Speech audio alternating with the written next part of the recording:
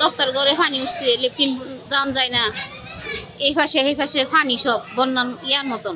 পানি কমে গেলে তো জমি গা, আজকে কমে গেলে আজকে জমে অবস্থা। বাচ্চা কাচ্চা স্কুল যাইতে পারে না, মাদ্রাসা যাইতে পারে না, ডুবে গেছে। তারপরে আসা যাওয়া অনেক বিপরীত হয়ে যাচ্ছে।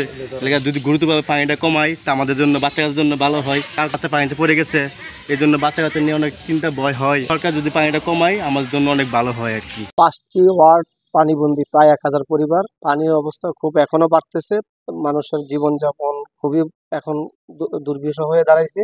অতি তাড়াতাড়ি পানি না কমলে আরো বাড়ি ঘর প্লাবিত হবে, অনেক ক্ষতি হয়ে যাবে। মানুষ গরু ছাগল হাঁস মুরগি নিয়ে খুব কষ্টে দিনাতিপাত করতেছে। পর্যাপ্ত পরিমাণ ত্রাণ আছে, লোকগুলো আমরা আশ্রয় কেন্দ্রে নেওয়ার জন্য চেষ্টা করতেছি এবং পানিবন্দী যারা আছে তাদেরকে আমরা বলতেছি যাওয়ার জন্য, এবং তারা যাচ্ছে। অতিরিক্ত পানির কারণে আমাদের বিশেষ করে বগাচত্বর ইউনিয়নে আপনার রাস্তাঘাট গুলো অত্যন্ত নাজুক পরিস্থিতি, মানুষ চলাচলের ব্যবস্থা পানিবন্দী, এক কথা শেষ পানিবন্দী। গত বছর থেকে এবছর আপনার কি 1 হইতে 2 ফুট পানি কি বৃদ্ধি হয়ে গেছে, যার জন্য কি মানুষের চলার ব্যাঘাত ঘটতেছে। আমরা অতি দ্রুত কামনা করবো যাতে আমাদের ডিসি স্যার মহোদয় আমাদের পানিগুলো কমানোর চেষ্টা করে এবং আমাদের অসহায় মানুষগুলো যেন বাঁচে।